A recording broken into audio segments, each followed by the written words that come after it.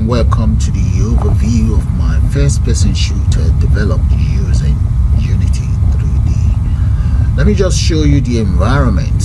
Okay, you can see some buildings there, and then right there there's a caravan there. You see that? We have some chairs there, and we have trees. And if you look around, right there we can see some alien boxes of mass destruction there that we need to get down. There we go. Those are the boxes of mass destruction. So let's take care of those. Come right back and aim at it.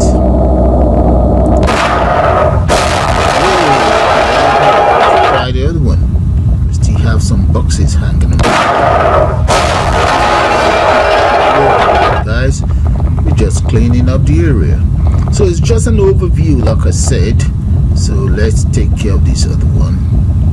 Yeah, there we go. Oh, guys.